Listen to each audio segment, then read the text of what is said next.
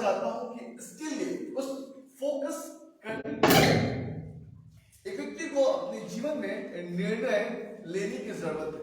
और जब हम निर्णय की बात करते हैं, है ना, तो बाइबल इस प्रकार से बताती है, यदि आज तुम उसका शब्द सुनो तो अपने मन को कठोर ना करो, जैसे कि क्रोध दिलाने के समय किया गया है। तो बाइबल हमें इस बात को बताती है कि यदि तुम उसका शब्द सुनते हो तो अपने मन को कठोर ना करो, जैसा कि क्रोध दिलाने के समय किया गया है। बाइबल बताती है कि अपने हृदय को कठोर करने की जरूरत नहीं, लेकिन उस हृदय के द्वारा एक निर्णय लेने की आवश्यकता है। जब हम परमेश्वर के वचन को जब हम सुनते हैं, जब हम प्रभु का परमेश्वर की जब हम कलाम को सुनते हैं और जब उस कलाम को सुनकर जब हम अपने जीवन में निर्णय नहीं लेते हैं, है ना, तो वो वचन हमारे जीवन में काम नहीं कर पाता। आप चाहे कहीं पर भी क्यों ना जाए, अगर आप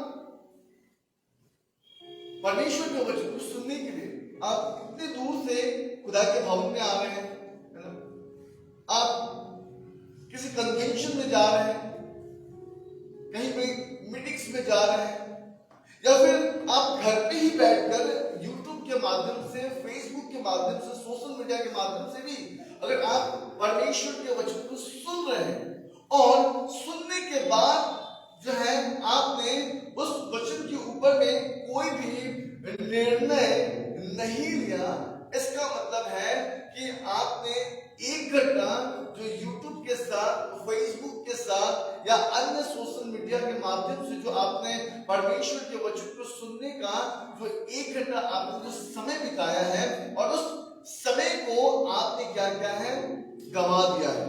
बाइबल बताती है कि आज की सुबह हमें से हर व्यक्ति को आवश्यकता है कि अपने जीवन में निर्णय करें, क्योंकि अगर हम निर्णय नहीं करते हैं तो मैं आज आपको बताना चाहता हूं कि आज आपका यहाँ पर बैठा होना और परमेश्वर के कलाम को सुनना वो आपके जीवन में किसी भी प्रकार का कोई भी प्रतिफल नहीं ला सकता है।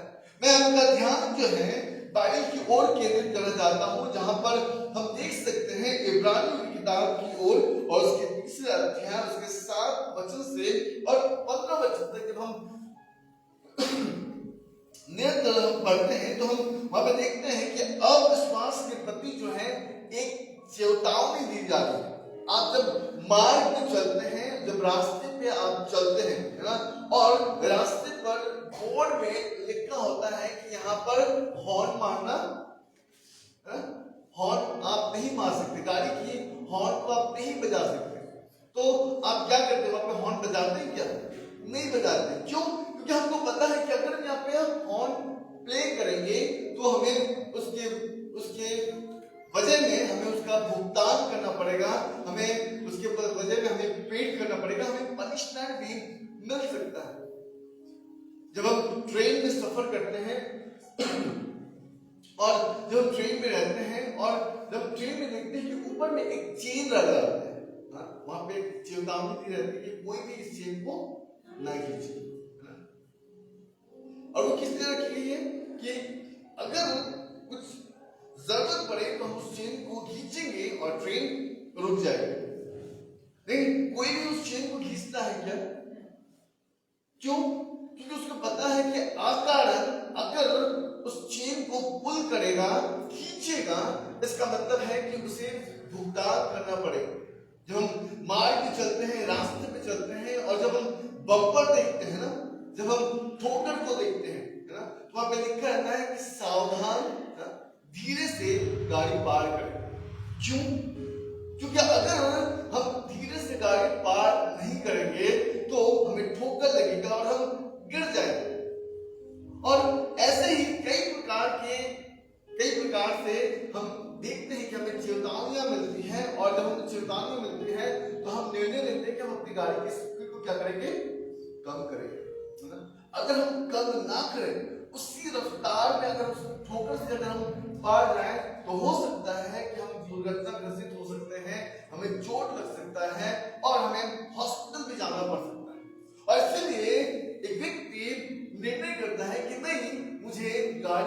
है बहुत आराम से उस ठोकर से पार ले जाना है। बाइबल बताती है उसी प्रकार परमेश्वर का वचन भी है। अगर एक व्यक्ति खुदा के वचन को सुनकर अगर अपने जीवन में निर्णय नहीं लेता है ना, तो वो व्यक्ति जो है वो विश्वास से भटक कर वो अविश्वास की ओर चला जाता है। और इब्रानी की किताब उसका 3रे अध्याय उसके 7वें वचन से, और जब हम 19 वचन को हम पढ़ते हैं तो हम यहाँ पे इस विषय को देखते हैं जहाँ पे अविश्वास के प्रति जो है एक चेतावनी दी जा रही है, एक वार्निंग दिया जा रहा है कि अगर आप परमेश्वर के वचन को सुनते हैं और सुनकर अपने मन को कठोर कर लेते हैं और खुदा का कलाम सुनने के बाद अगर हम निर्णय नहीं लेते हैं तो हम वैसे ही हो सकते हैं जिस प्रकार से हमारे पूर्वज, हमारे बाप दादा जो अपने आप को जांच कर परख कर और 40 वर्ष तक खुदा के ओर बढ़ते हुए भी उन्होंने अपने हृदय को परिवर्तन नहीं किया। और बाइबल बताती है कि जिसके कारण मैं उस समय के लोगों से क्रोधित रहा और कहा कि इनके मन सदा भटकते रहते हैं और इन्होंने मेरे मार्ग को नहीं पहचाना है। क्यों? क्योंकि उन्होंने अपने जीवन में निर्णय नहीं लिया। बाइबल इस बात को बताती है कि मैं आपको कई ऐसे कैरेक्टर्स के साथ जो है रूबरू करा सकता हूं जिन्होंने परमेश्वर के वचन को जानने के बावजूद उन्होंने गलत निर्णय लिया। जब हम उत्पत्ति की किताब में हम जाते हैं तो हम देखते हैं कि स्त्री ने किस प्रकार से एक निर्णय लिया और बाइबल बताती है कि उस निर्णय की वजह से उन्हें उस स्थान से जो कि अदन की वाटिका था, जहां पर हर शाम परमेश्वर स्वयं उनसे मिलने आया करते थे, बाइबल बताती है कि उस स्त्री के उस निर्णय की वजह से उन्हें अदन की वाटिका को छोड़कर निकलना पड़ा। बाइबल बताती है कि परमेश्वर ने उस अदन की वाटिका में जब आदम और ईव को रखा था, उन्होंने कहा था यहाँ पे फ्लरिश हो, यानी कि आप यहाँ पे फलो और फूलो, यानी कि आप यहाँ पर आशीष का कारण बनो। लेकिन बाइबल बताती है कि एक गलत निर्णय लेने की वजह से आदम और ईव को अदन की वाटिका से निकलना पड़ा और पूरे जहां के लोगों के अंदर में पाप का सामर्थ बस गया। और बाइबल बताती है कि न केवल पाप का सामर्थ बसा, लेकिन मृत्यु भी उनके जीवन में राज करने लगी। बाइबल बताती है कि अगर आदम के माध्यम से अगर वो स्त्री उसकी बात सुनी रहती, जो कि परमेश्वर ने आदम को कहा था कि उस अदन के वाटिका के बीचों बीच का जो पेड़ है उस पेड़ का फल ना खाना, अगर उन्होंने निर्णय ले लिया रहता कि अगर परमेश्वर ने हमें मना किया है और हम उसे नहीं उसका फल हम नहीं खाएंगे, तो आज मानव जिस मार्ग में चल रहा है और जिस प्रकार से वो अपने उद्धार के लिए वाट जोड़ रहा है, बाइबल बताती है कि ऐसा नहीं होता, लेकिन एक मानव के द्वारा पूरे जगत में पाप आ गया। बाइबल बताती है कि ठीक उसी प्रकार एक व्यक्ति जब अपने जीवन में सही प्रकार से निर्णय नहीं लेता है, जिसकी वजह से उसकी पूरी परिवार जो है क्या करती है, सफर करती है, यानी कि उसके पूरा परिवार जो है वो एक ऐसे परिस्थिति से होकर जाती है जिससे उभरना बड़ा मुश्किल हो जाता है। बाइबल बताती है जब आप पुराने नबी की किताब को आप पढ़ेंगे, योना भविष्यवक्ता की किताब, और बाइबल बताती है कि योना भविष्यवक्ता जब परमेश्वर ने उसे निन्वे को जाने के लिए कहा, लेकिन उसने तर्सीस जाने का निर्णय किया। और बाइबल बताती है कि जब उस तर्सीस के उस जहाज पे चढ़ा तो उसने उन सारे लोगों को संकट में डाल दिया, विपद में डाल दिया, उनके जीवन में आपदा आ गई और वो जहाज डूबने पर थी। बाइबल बताती है कि आज उसी प्रकार हम भी जिस प्रकार से स्त्री ने अपने परमेश्वर की महिमा को खो दिया। बाइबल बताती है उसी प्रकार निन्ने तर्शीश में उस भविष्यवक्ता के द्वारा, योना भविष्यवक्ता के द्वारा पूरे जहाज में बैठे हुए लोग जो थे वो सफर कर रहे थे और वो उस संकट में पड़ गए थे, वो आपदा में पड़ गए थे, जिसके वजह से वो अपने प्राण को खोने वाले थे। मैं आज की सुबह आपको प्रभु के वचन से एक बार फिर से चेतावनी देना चाहता हूं और मैं आपको बताना चाहता हूं कि ये 2023 हमारे लिए बहुत खूबसूरत हो सकता है। ये 2023 हमारे लिए बहुत से आशीष का कारण हो सकता है जब हम अपने जीवन में छोटी छोटी बातों में जब हम सही निर्णय लेंगे। तो मैं आज आपको बताना चाहता हूं कि हम अवश्य परमेश्वर के उस सामर्थ का, उस प्रेम का, उस अनुग्रह का, उस दया के स्वाद को हम चख सकते हैं।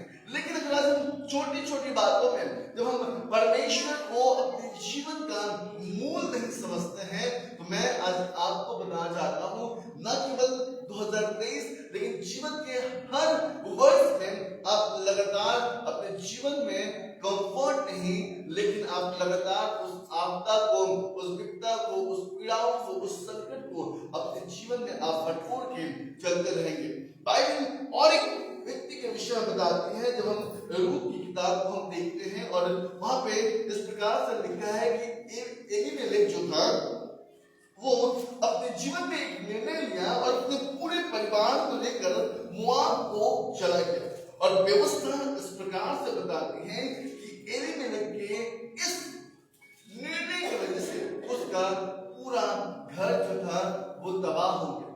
परमेश्वर का वचन इस प्रकार से कहता है कि एलीमेलेक जो था उसने अपनी पत्नी नोमी को, अपने दोनों बच्चों को लेकर परमेश्वर के भवन को छोड़कर और अन्य स्थान में जहां पर अन्य जाति रहते थे, जहां पे परमेश्वर की उपस्थिति नहीं रहती थी, बाइबल बताती है कि एलीमेलेक ने अपने परिवार को लेकर वहां गया और उसके बाद जो था वो उस परिवार ने पीड़ा उठाई और परिवार के प्रियजनों को खो दिया। आज की सुबह मेरे प्रियो में आपको खुदा के कलाम से बताना चाहता हूं कि हम में से हर एक व्यक्ति को आवश्यकता है कि जब हम प्रभु में हैं, तो बाइबल इस प्रकार से बताती है नीति वचन की किताब में उसके 30वें अध्याय और उसके 5वां वचन इस प्रकार से कहता है कि अपनी समझ का सहारा ना लेना, लेकिन संपूर्ण मन से यहोवा पर भरोसा करना और उसी को स्मरण करके अपना काम करना, तो हमारे टेढ़े मार्ग पे क्या होंगे, सीधे होंगे और हमारे जीवन से वो रसकुंड जो है वो उमड़ता रहेगा। यानी कि हम परमेश्वर की उस आशीष को हम लगातार देखते रहेंगे। आमेन, हालेलुया, बोले यीशु प्रभु की। बाइबल इस प्रकार बताती है एक व्यक्ति था जिसका नाम एसाव था और व्यवस्था बताती है कि उसने अपने जीवन में एक छोटा सा निर्णय लिया अपने पहलौठे का अधिकार बेचने का। और परमेश्वर के कलाम में इस प्रकार से लिखा है कि जब एसाव के द्वारा अपने पहलौठे का अधिकार बेचा गया, परमेश्वर का वचन इस प्रकार से कहता है कि एसाव ने उस बातों को नहीं समझा, लेकिन बाइबल बताती है कि उसकी आशीष जो थी वो खत्म हो चुकी। परमेश्वर का कलाम इस प्रकार से कहता है कि एसाव जो था वो रोते रोते, वो दुखी होते हुए परमेश्वर के पास पश्चाताप किया, लेकिन फिर भी वो उस आशीष को अपने जीवन में प्राप्त नहीं कर सका। आज की सुबह मैं आपको बताना चाहता हूं कि आप किस प्रकार से परमेश्वर के पास आने का निर्णय लेते हैं, किस प्रकार से आज आप छोटी छोटी बातों में आप फेथफुल होते हैं। क्योंकि बाइबल बताती है कि अगर हम छोटे से छोटे बातों में विश्वास योग्य न हो, तो इसका मतलब यह है कि हम कभी भी बड़ी बातों में हम विश्वास योग्य नहीं हो सकते। आज की सुबह इस कलीसिया को अपने जीवन में निर्णय लेने की आवश्यकता है। मैं आपका ध्यान जो है और एक व्यक्ति की ओर केंद्रित करना चाहूंगा जिसका नाम सिमसोन सिमसोन था। परमेश्वर ने उसे बड़े सामर्थ के साथ उसका अभिषेक किया। परमेश्वर ने उसे सामर्थ दिया कि परमेश्वर के लोगों को जो बंधुआई में है उनको वहां से छुटकारा दिला सके। और बाइबल बताती है कि परमेश्वर का उस वचन के अनुसार उसके माता पिता ने उनका परवरिश किया। लेकिन बाइबल बताती है कि सिमसोन का निर्णय जो था वो एक मिस्र स्त्री के ऊपर चला गया। और बाइबल बताती है उस निर्णय की वजह से सिमसोन ने अपने खुदा के दिए हुए उस सामर्थ को खो बैठा है। मेरे प्रियो, मेरे कहने का मतलब यह है कि इब्रानी की किताब उसका 3रा अध्याय उसका 7 वचन इस प्रकार से कहता है कि जैसा पवित्र आत्मा कहता है, यदि आज तुम उसका शब्द सुनो तो अपने मन को कठोर न करो, जैसे कि उन दिनों में क्रोध दिलाने के समय में और परीक्षण के दिन जंगल में किया गया।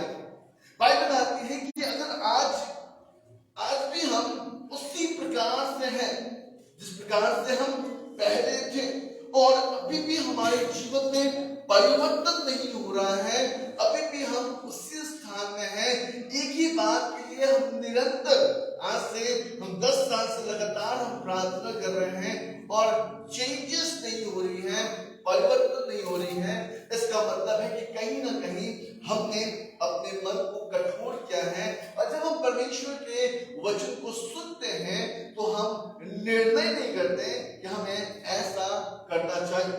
और इस वजह से आज हम अपने जीवन में परमेश्वर के उन आशीषों से महरूम हैं जो हमें मिलना चाहिए और हमें मिल नहीं पा रहा है।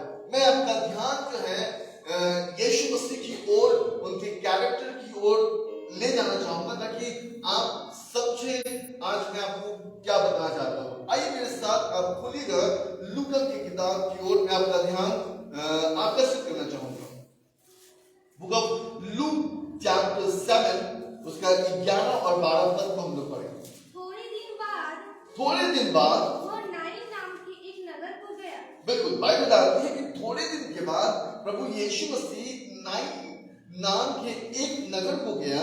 उसके चेले और बड़ी भीड़ उसके साथ जा रही थी। अब यीशु मसीह वहां पे अकेले नहीं थे, इस बात को आप समझिएगा। बाइबल बताती है कि यीशु मसीह के साथ उनके चेले भी थे और चेलों के पीछे एक बड़ी भीड़ प्रभु के साथ चल रही थी।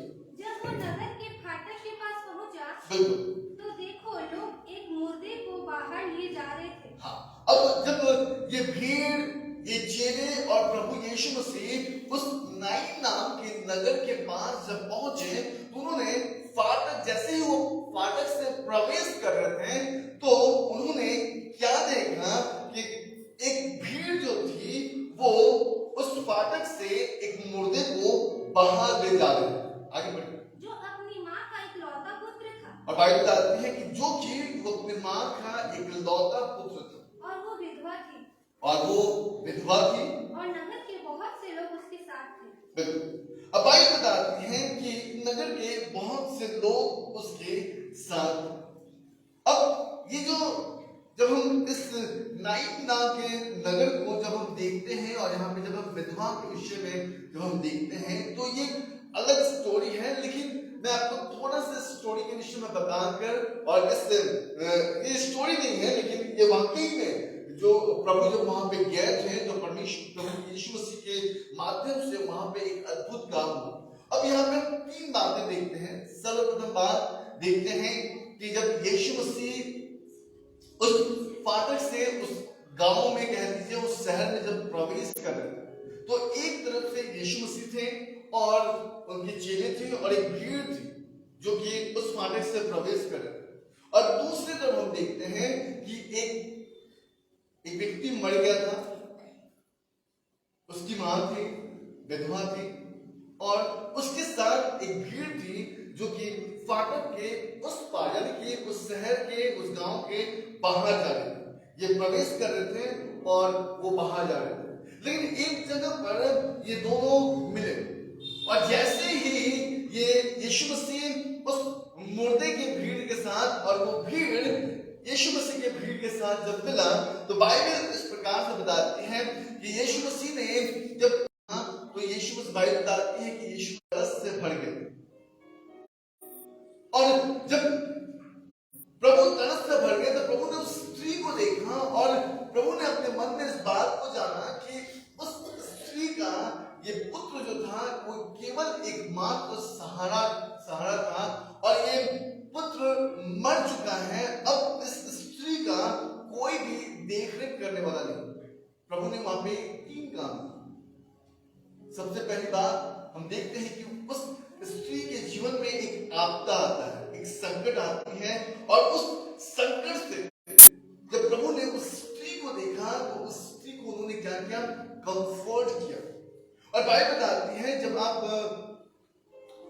13 से लेकर और जब 15 पद पढ़ेंगे तो आपको वहां पे दिखेगा कि यीशु मसीह ने उस स्त्री को कंफर्ट किया और कंफर्ट करने के बाद यीशु मसीह ने वहां पर एक आशीर्वाद किया कि जैसे ही यीशु मसीह ने उसका और अर्थी को छूने के बाद उस मुर्दे से कहा कि मुर्दा उठ जा।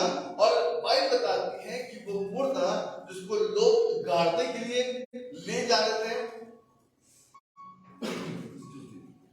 गाड़ने के लिए ले जा रहे थे, बाइबल बताती है कि वो मुर्दा उस अर्थी पर उठकर बैठ गया।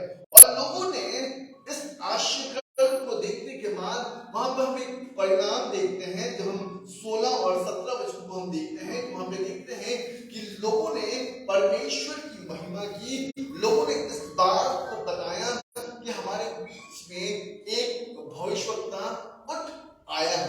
मेरा कहने का अर्थ यह है कि जब हमने देखा एसाव के विषय में, सिमसोन के विषय में, एलीमेलेक के विषय में और स्त्री के विषय में, जिन्होंने अपने जीवन में एक निर्णय लिया है।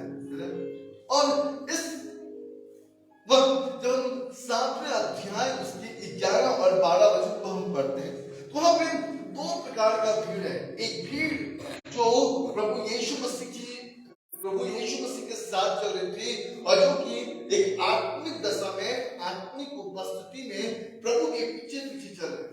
और एक दूसरी भीड़ थी जो मुर्दे को दफनाने के लिए कब्रिस्तान जा रहे थे, शमशान जा रहे थे जलाने के लिए। और बाइबल इस बात को बताती है कि इस 2 भीड़ में, ये 2 भीड़ है और एक जो है आत्मा की ओर जा रही थी और एक जो थी वो मृत्यु की ओर जा रही थी। हालेलुया। कितने लोग समझ में आ रहे हैं? कितने लोगों को समझ में आ रहा है? लेकिन आपको समझ में नहीं आ रहा तो मैं आपको बताना चाहता हूं कि अगर हम आत्मिक दशा में देखें तो आज कलीसिया के अंदर में कुछ लोग ऐसे हैं जो प्रभु की उपस्थिति में चल रहे हैं और प्रभु यीशु मसीह के पीछे चल रहे हैं, जो आत्मा की ओर लेकर जाती है उस स्वर्गीय स्थान में। और कुछ लोग ऐसे भी कलीसिया में पाए जाते हैं जो कि मृत्यु की ओर जा रहे हैं।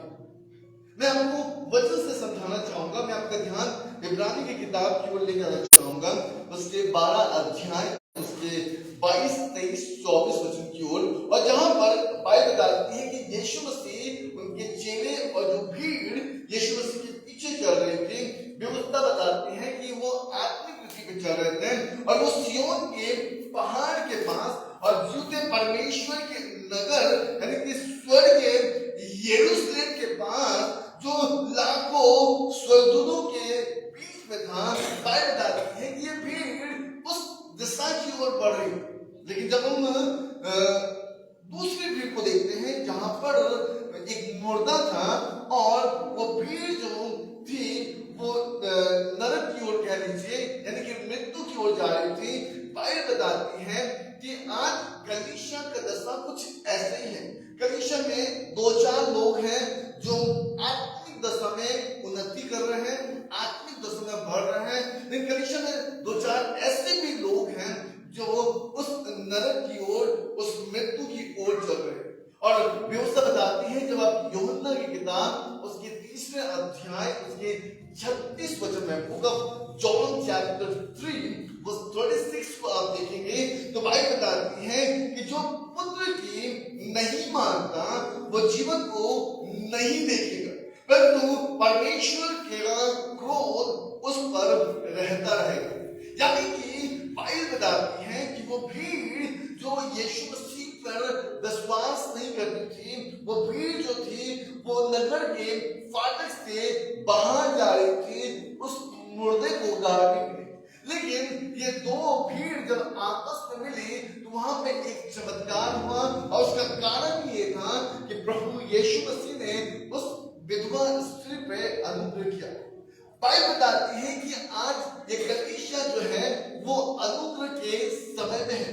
आज पवित्र आत्मा हमारे बीच में है, जो आकाश से, जो स्वर्ग से उतर के मनुष्य के बीच में है, कि उसको सहायता कर सके, उसको मार्ग दिखा सके, उसको हेल्प कर सके कि वो प्रभु के मार्ग में चले।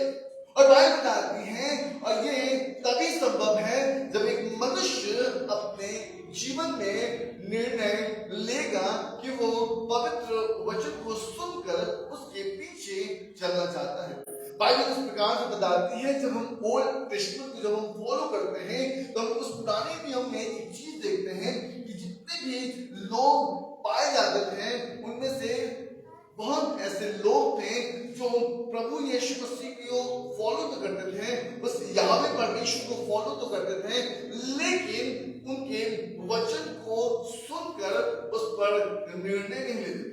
आज भी कलीसिया के अंदर में यही प्रॉब्लम है। आज भी लोग प्रभु के वचन को सुनने के लिए ललाहट रहते हैं। आपको पता है, जब कोई प्रभु का दास आते हैं, कोई बड़े प्रभु के दास आते हैं और दूसरे स्टेट्स में आते हैं, तो बहुत लोग जो है उनको सुनने के लिए जाते हैं, और वो जाते हैं, लेकिन जब वो वहां से आते हैं ना तो उनके जीवन में परिवर्तन नहीं होता। पता है क्यों? वो जाते हैं, उनको सुनते हैं, और सुनकर उन्हें ऐसा लगता है कि जब वो प्रार्थना करेंगे तो उनके द्वारा हम आशीषित होंगे और हम आशीष से भर जाएंगे,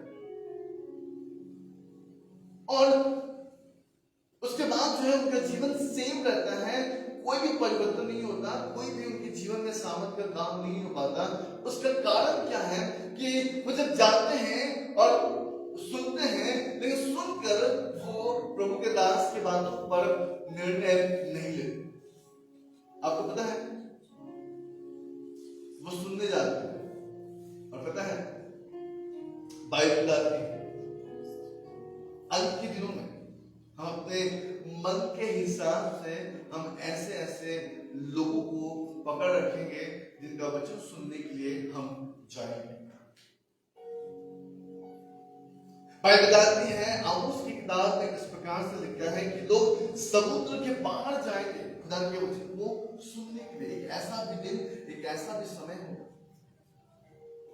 उस समय खाने पीने का दिक्कत नहीं होगा, कष्ट नहीं होगा, चीजों की कष्ट नहीं होगी, हर चीज की भरपूरी होगी, लेकिन एक चीज नहीं होगा, वो खुदा का कलाम, परमेश्वर का वचन। और लोग इसलिए समुद्र पार जाएंगे क्योंकि उन्होंने समय रहते हुए उन्होंने परमेश्वर के वचन को महत्व नहीं दिया, उन्होंने उनके वचन को अनसुना किया है, और इसीलिए आज उनको परमेश्वर के वचन को ढूंढना पड़ रहा है। आज छोटे से बात मैं आपको बताना चाहूंगा। अगर मान लिया आपके घर पे टंकी होगी ना, पानी की टंकी है कि नहीं आप लोग के घर पे, अगर आप टैप खोल के रख देंगे, पानी वेस्ट जा रहा है। आपको पता है टैप खराब है और आपने उस टैप को ठीक नहीं किया है ना, और सुबह अर्ली मॉर्निंग जो है आपको ट्रेन पकड़ के कहीं जाना है सुबह 6 बजे, और वो टैप जो है ना वो खराब है, तो रात भर वो पानी क्या होगा, वहां से निकल जाएगा, और जब सुबह जाओगे तो आपको क्या होगा, आपको पानी नहीं मिलेगा और आप परेशान हो, उसे जाना है, लेकिन आपने ध्यान नहीं दिया, आपने निर्णय नहीं लिया कि मैं उस टैप को चेंज करूं। अगर मैं उस टैप को चेंज कर देता तो मेरे लिए वो वाटर अवेलेबल रहता, और मैं उस पानी से अपने लिए सब कुछ कर सकता था, और मुझे जहां जाना था मैं जा सकता था।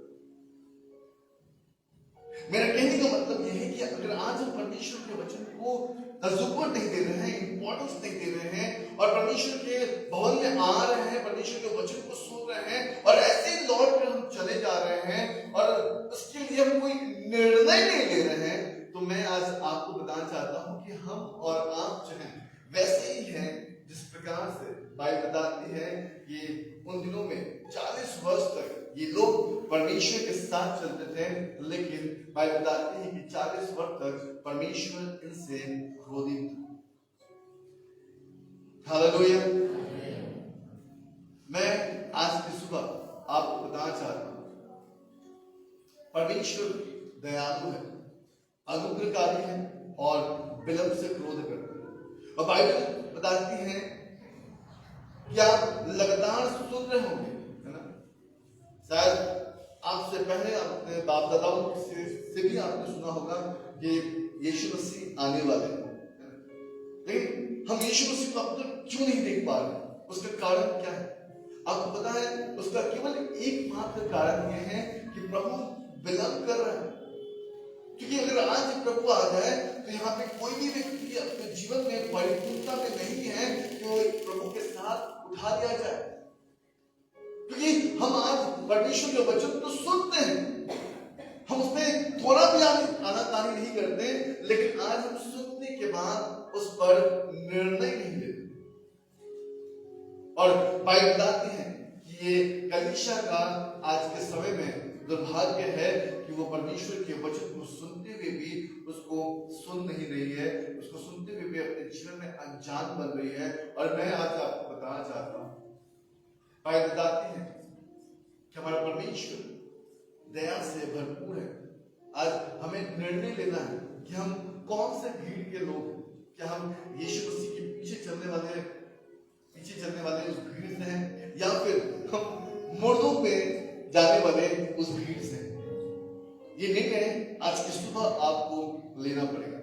और मैं आपको बताना चाहता हूं कि हमारा परमेश्वर जो राजाओं का राजा, जो प्रभु का प्रभु है, बाइबल बताती है कि वो मृत्युंजय परमेश्वर है, उसने मृत्यु को हरा दिया है।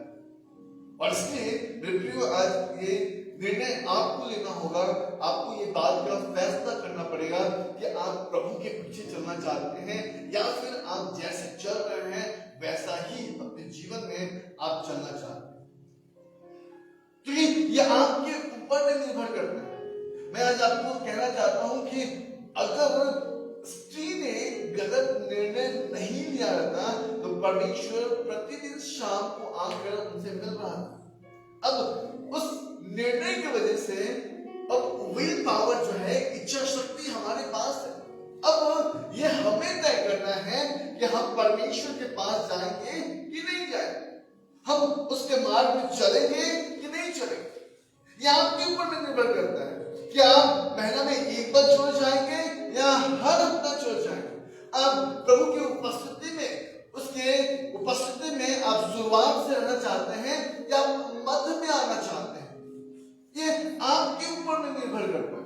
और बाइबल कहती है कि अगर आज हमारा निर्णय गलत है, अगर हम एसाव के समान हैं, अगर हम सिमसोन के समान हैं, अगर हम योना भविष्यवक्ता के समान निर्णय कर रहे हैं, तो अवश्य है ना केवल हम झेलेंगे लेकिन हमारे साथ हमारा पूरा परिवार झेलेगा। हालेलुया।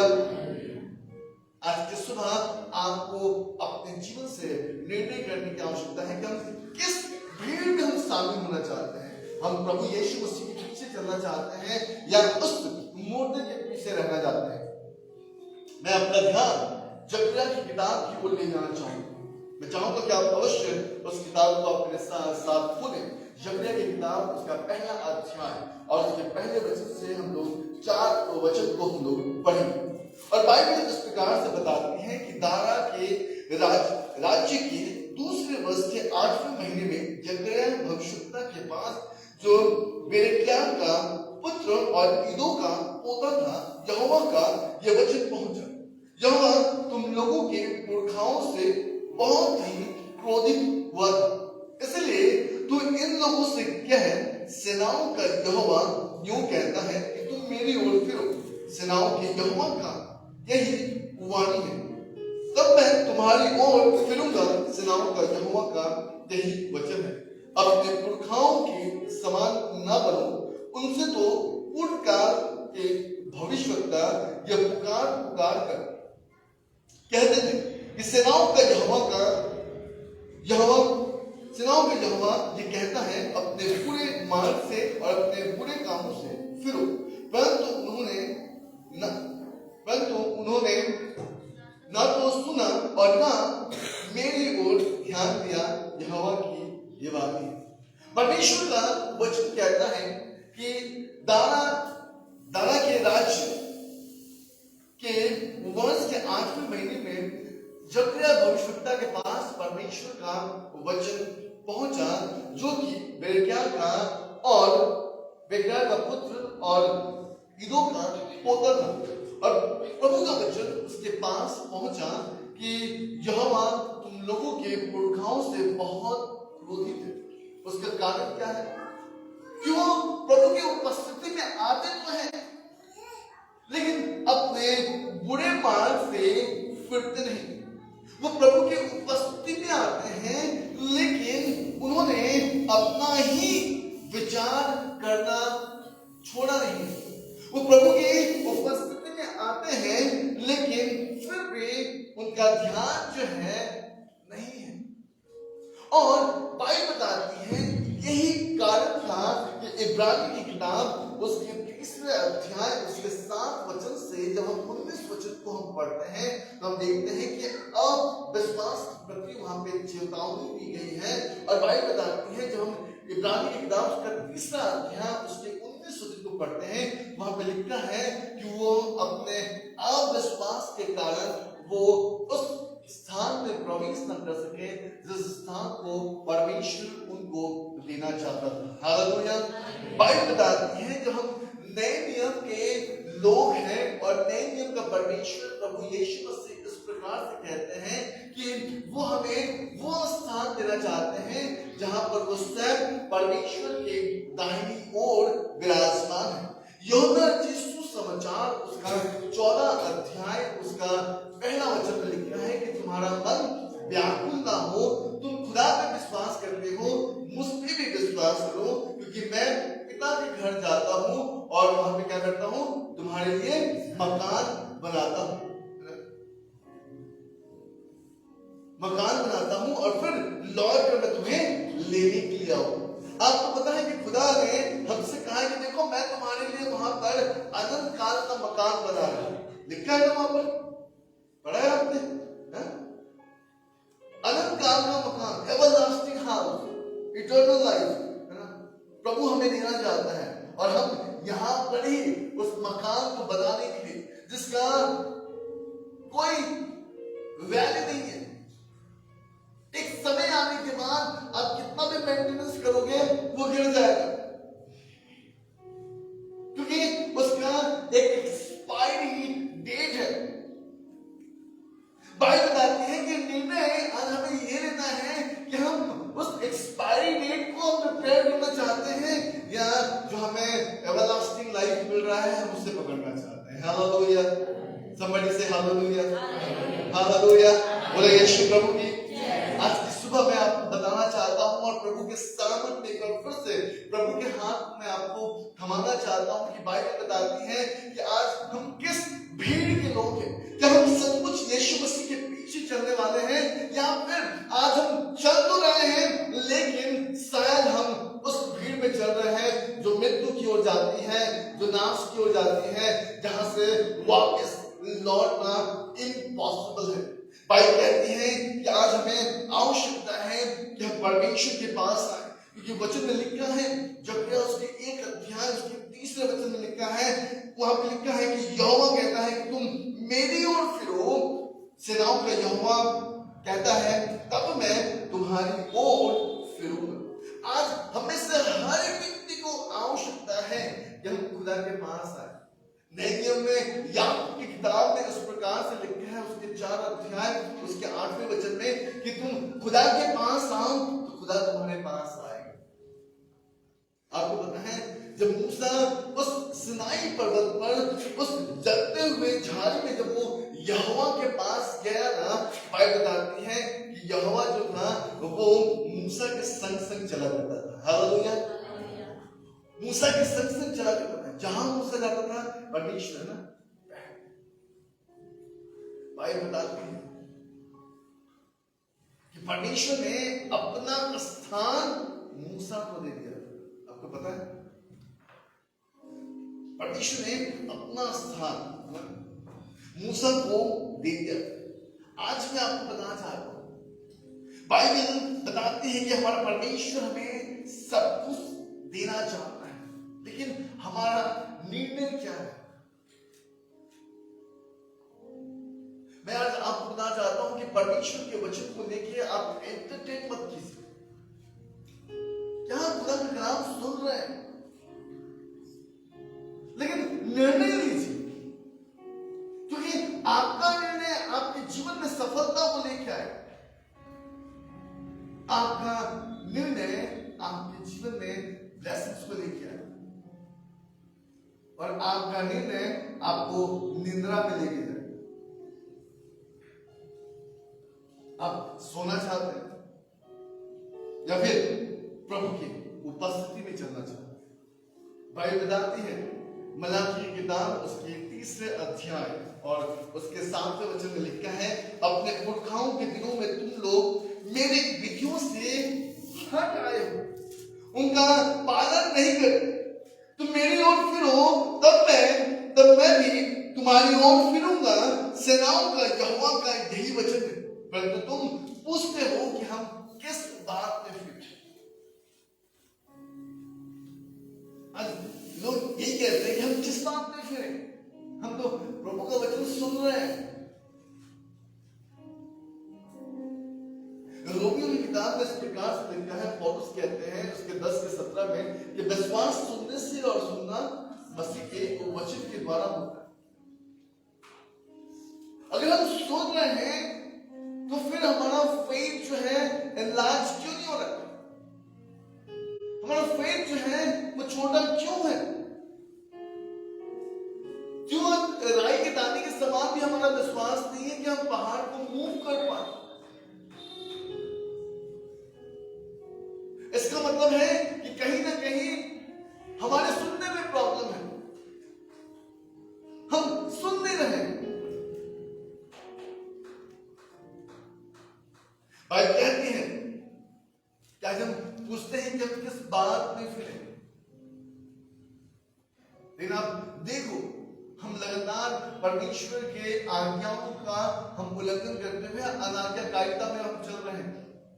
लगातार हम उस अनुग्रह को जो परमेश्वर ने हमें दिया है कि हम पवित्र आत्मा के माध्यम से हम उस स्वर्गीय आरोहण के लिए अपने आप को हम तैयार कर सकें, उस परमेश्वर के राह में हम चल सकें, परमेश्वर की आशीषों से हम अबंडेंट लाइफ देख सकें, अबंडेंट ब्लेसिंग्स हम अपने घर पे देख सकें।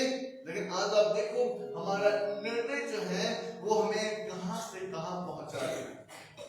हमारे छोटे छोटे निर्णय, बाइबल कहती है कि अगर आज हम छोटे छोटे बात में अगर हम फेथफुल हैं तो हम बड़े बातों में भी हम फेथफुल हो। क्या हम परमेश्वर के वचन को सुनकर हम उस वचन पे फॉलो कर रहे हैं कि नहीं? हमने सुन लिया है, हो गया है और हम ट्रेडिशन पे चल रहे हैं, क्योंकि जैसा कहा गया था वैसे हमने कर लिया है, अब हमें बदलने की मत बदलिए, लेकिन अपने साथ एक चीज लेते चलिए और वह है परमेश्वर का क्रोध।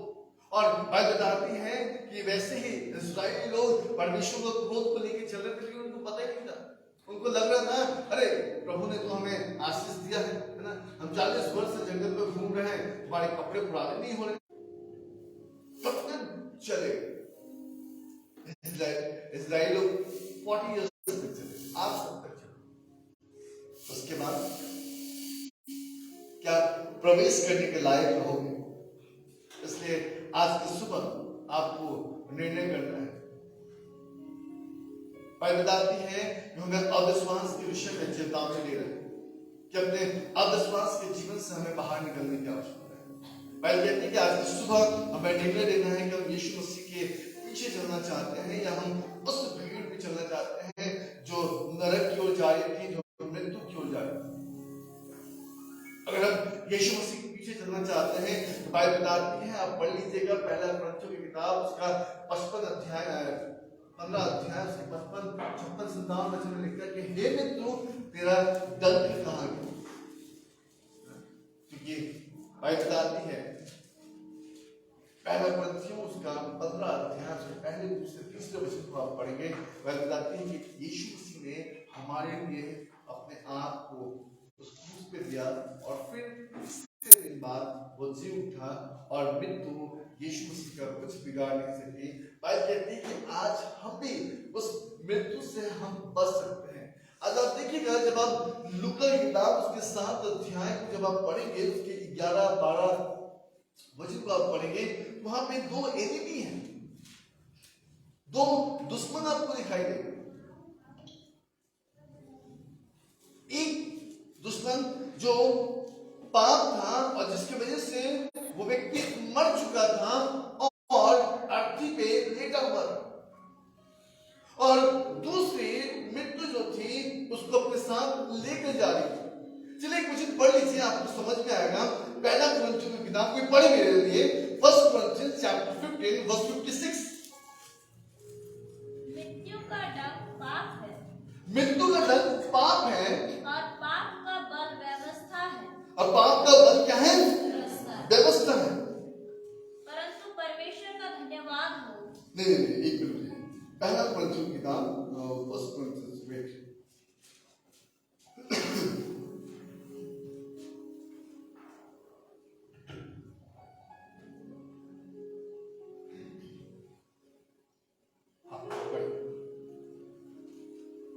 परंतु परमेश्वर का धन्यवाद हो जो हमारे प्रभु यीशु मसीह के द्वारा हमें जयवंत करता है। इसीलिए हे मेरे प्रिय भाइयों, दृढ़ और अटल रहो और प्रभु के काम में सर्वदा बढ़ते जाओ, क्योंकि यह जानते हो कि तुम्हारा परिश्रम प्रभु में व्यर्थ नहीं है। अब ध्यान दीजिएगा, बाइबल इस जगह पे इस दशा पर दिखाती है। जब हम 54 पद को पढ़ते हैं तो वहां पे लिखा है कि जय ने मृत्यु को निगल दिया, है ना। अब ये जय कौन था? तो बाइबल बताती है ये जय जिसका नाम मृत्युंजय परमेश्वर है, जिसका नाम यीशु मसीह है। बाइबल बताती है कि यीशु मसीह ने उस मृत्यु को उस कलवरी के क्रूस पे हरा दिया और व्यवस्था बताती है कि वो 3 दिन बाद मुर्दों में से जी उठा। अब परमेश्वर का कलाम इस प्रकार से कहता है कि जब वो दो, जिसके विषय में बात कर रहे थे कि एक पाप और दूसरा मृत्यु, यीशु मसीह ने इस संसार के जगत के पाप को उस कलवरी के क्रूस पे ले लिया, और दूसरा मृत्यु जो मनुष्य का बैरी है, बाइबल बताती है कि परमेश्वर ने अर्थात यीशु मसीह ने उस मृत्यु को भी हरा दिया। यानी कि अब जो कोई यीशु मसीह पर विश्वास करेगा वो नाश नहीं होगा, लेकिन वो अनंत काल के जीवन को देखेगा। हालेलुया। इसलिए प्रभु का वचन कहता है कि मलाकी उसके 3 अध्याय उसके 7वें वचन में लिखा है कि तुम लोगों ने मेरी विधियों से हट गए हो और उनका पालन नहीं किए हो, इसलिए बाइबल बताती है कि तुम मेरी ओर फिरो तब मैं तुम्हारी ओर फिरूंगा, सेनाओं का यहोवा का यही वचन। और हम बोलते हैं कि हम किस बात में फिरे, क्योंकि आज हम परमेश्वर के वचन को सुनकर जब हम निर्णय नहीं लेते और हमें समझ में नहीं आता कि हमसे करना क्या है। आज हम केवल एक चीज देखना चाहते हैं और वह है ब्लेसिंग्स। और मैं आपको बताना चाहता हूँ आशीष, आप आशीषित हैं क्योंकि आप प्रभु में हैं, और प्रभु में रहने वाले लोगों को आशीष मांगने की जरूरत नहीं, आशीष उनके साथ साथ। आप जब निर्णय लेंगे तो वो आशीष को आप देख पाएंगे। यिर्मयाह की किताब उसके 35 अध्याय उसके 15 वचन को आप खोलिए, वहां पे प्रभु के वचन में बहुत साफ इससे लिखा है कि मैं तुम्हारे पास अपने सारे दास नबियों को बड़े यत्न करके कहने को भेजता आया हूं कि अपनी बुरी चाल से फिरो, अपने उन तमाम बातों से फिरो। जब तुम परमेश्वर के वचन को सुनते हो तो निर्णय करो, क्योंकि आज ही जब आप परमेश्वर के वचन को सुनते हो तो आज आज ही हमें अपने जीवन में निर्णय लेने की आवश्यकता है। हमें भटकने की आवश्यकता नहीं है, याद रखें, क्योंकि हम बस जीवित परमेश्वर के अनुग्रह में हैं। और इसलिए मैं आपको बताना चाहता हूं कि आप किस जगह पर हैं मुझे नहीं पता, आप खुद अपने आप को जान सकते हैं कि आप प्रभु के कौन से स्तर पे हैं। आप प्रभु के पीछे में हैं या उस भीड़ में चल रहे हैं, क्योंकि ये दोनों भीड़ का दशा बहुत अलग था। एक भीड़ मातम से गुजर रही थी, एक भीड़ आनंद से गुजर रही थी। अब प्रभु के साथ रहकर आप आनंद से गुजरना चाहते हैं या फिर आप मातम में विलाप को गुजरना चाहते हैं, ये आपके ऊपर में निर्भर करता है। यिर्मयाह की किताब उसके 3 अध्याय उसका 22 वचन कहता है कि हे भटकने वाले बच्चों, लौट आओ, मैं तुम्हारा भटकना सुधार दूंगा। वचन कहता है कि तुम्हें भटकने की आवश्यकता नहीं, मेरे पास लौट कर आओ। अब देखो, यीशु मसीह ने भी मत्ती की किताब उसके 11 अध्याय उसके 28 वचन में कहा है कि परिश्रम करने वालों, बोझ से दबे हुए लोग मेरे पास आओ, मैं तुम्हें विश्राम दूंगा। अपना जुआ अपने मत उठा के चलो, अपना बोझ उठा के अपने मत चलो, लेकिन तुम मेरे बोझ, मेरे जुओं को उठा दो, मेरे साथ पार्टनरशिप में चलो, क्योंकि मेरा जुआ हल्का है, क्योंकि भारी वाला मेरे पास है। लेकिन आज आप देखो, फिर भी हम अपने जीवन में एक छोटा सा निर्णय ले लेंगे कि आज हमने प्रभु का वचन सुना है तो आज हम अपने जीवन को परिवर्तन करें। हम हर चीज में निर्णय लें, हमें ये खरीदना है, हमें वो करना है, हमको यहाँ जाना है, हमको वहां जाना है, आज हम ये खाना चाहते हैं, आज हम वो पीना चाहते हैं, हम ऐसा करना चाहते हैं, हम वैसा करना चाहते हैं, हम ये पहनना चाहते हैं। हम हर चीज में निर्णय लेते हैं, लेकिन परमेश्वर के वचन को सुनकर हम उस पर निर्णय नहीं करते। बाइबल कहती है कि आज हमें उसके पास लौट कर आने की जरूरत है। अगर आज हम लौट कर नहीं आते तो मैं आज आपको बताना चाहता हूं कि आप उस उड़ाऊ पुत्र के समान होंगे जो अपने जीवन में सब कुछ लुटाने के बाद स्वर्ग का भोजन कर रहा है। बाइबल कहती है कि आज हमें एक निर्णय लेने की आवश्यकता है। यिर्मयाह की किताब इस प्रकार से कहता है, उसके 12 अध्याय उसके 15 वचन में लिखता है, वो कहता है उखड़ने वाले मेरे पास आओ। पढ़ेगा कोई पढ़े, यिर्मयाह उसका 12 के 15। उन्हें उखाड़ने के बाद मैं फिर उन पर दया करूंगा। बाइबल बताती है कि उखड़े हुए लोगों के ऊपर में मैं फिर दया करूंगा और उनमें से हर एक को उसके जिन भाग को भूमि में फिर से लाऊंगा। बिल्कुल, बाइबल बताती है कि उन उखड़े हुए लोगों जो मुझसे दूर चले गए, जो मुझे महत्व नहीं देते, जिन्होंने निर्णय लेना भूल गए हैं, बाइबल कहती है कि मेरे पास लौट कर आओ, क्योंकि मैं उन पर फिर से दया करूंगा और उनके नीच भाग को भूमि में फिर से लगाऊंगा, ताकि वो फिर से हरियाली हो जाए। हालेलुया, बोले यीशु प्रभु की।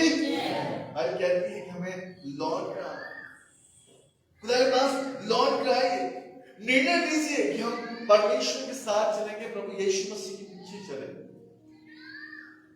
याद रखिएगा कि अगर आप परमेश्वर के पीछे नहीं चल रहे, आप उस धन्य यीशु की ओर नहीं देख रहे, आपका फोकस नहीं है, आपका ध्यान केंद्रित नहीं है, आप निर्णय नहीं ले रहे हैं, तो मैं आपको बताना चाहता हूँ, निर्णय अचानक निर्णय लेने वाला ना दुर्घटना घटित होता है। सडनली आप गाड़ी चला रहे और एक आपने आप बगल वाले से बात कर रहे हो, गाड़ी चला रहे हो और बगल वाले से बात कर रहे हो और अचानक से ठोकर आ गई, आप सडनली ब्रेक मारेंगे, क्या हो? झटका लगेगा, चोटिल हो सकती है, घातक हो सकता है, प्राण जा सकता है। बाइबल कहती है कि हमें निर्णय लेने की आवश्यकता। अब अंत में जाके निर्णय करेंगे नहीं मुझे प्रभु के पास जाना है, वो निर्णय आपको परमेश्वर के पास नहीं लेके जाएगा। वर्णित है आपके जीवन में किए हुए हर एक कामों का भुगतान आपको करेगा। याद रखिएगा, बाइबल बताती है कि हम जैसा करेंगे वैसा ही अपने जीवन में पाएंगे। योएल नबी की किताब, मैं 5 मिनट में समाप्त करूंगा। योएल नबी की किताब उसके 2 अध्याय उसका 12 वचन कहता है, अभी सुनो, उपवास के साथ रोते पीटते हुए अपने पूरे मन से फिर कर मेरे पास, सब कुछ छोड़कर मेरे पास आओ। उस उपवास के साथ निर्णय करो कि जब तक आप निर्णय नहीं करेंगे, याद रखिए, आप उस पवित्र आत्मा को दोबारा नहीं पा पाए। बाइबल बताती है कि जब दाऊद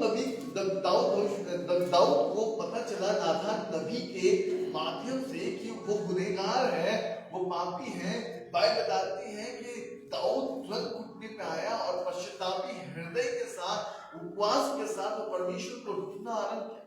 और बाइबल बताती है कि परमेश्वर ने फिर से जो उसने किया उसको तो उसका परिणाम भुगतना पड़ा, लेकिन फिर से परमेश्वर का अनुग्रह उसके ऊपर में था।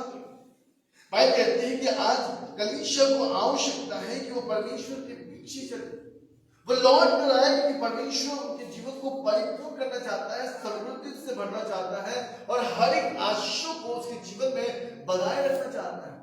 यही तो कारण था कि परमेश्वर ने मनुष्य को बनाकर उसे अदन की वाटिका में रखा और कहा कि फलो और फूलो, फ्लोरिश हो। लेकिन आज हम अपने जीवन में सब कुछ के बावजूद हम फ्रूटफुल नहीं है। उसका कारण क्या है कि हम फेथफुल नहीं। उसका कारण क्या है कि हमने अपने लाइफ में निर्णय नहीं लिया। एक वचन हम और पढ़ सकते हैं, यिर्मयाह की किताब उसका 4 अध्याय उसका पहला वचन, बुक ऑफ जरमाया चैप्टर 4 वर्स 1 को हम लोग पढ़ेंगे। और वहां पर लिखता है, हे इस्राएल, यदि तू लौट आए तो मेरे पास लौट आ, तू घिनौनी वस्तुओं को मेरे सामने से दूर कर, तो तुझे आवारा फिरना ना पड़े। भाई बताते हैं, यदि तू लौट आना चाहता है तो लौट आ, और उन वस्तुओं से जिससे मैं घृणा करता हूं, है ना, उससे दूर हट। तो देख, तुझे इधर उधर फिरना नहीं पड़ेगा। अगर आज हम उन बातों को, उन वस्तुओं से जिससे हम अपवित्र होते हैं, अगर हम अपने जीवन से नहीं निकाल देते हैं, आप देखिए आपको घूमना पड़ेगा, कभी यहां कभी वहां, कभी वैसे कभी वैसे, और कब तक घूमेंगे?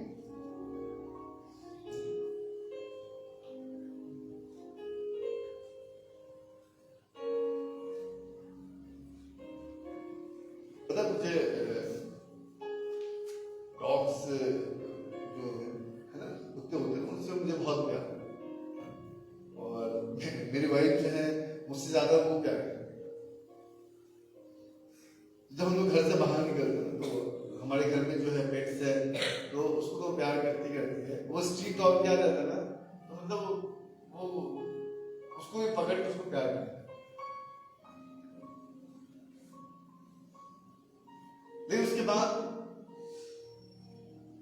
गाड़ी में बैठ के चली जाती है, फिर आती है तो देखता है वो बैठा हुआ है, घूम रहा है, इधर से उधर घूम रहा है, प्यार करने वाला कोई नहीं।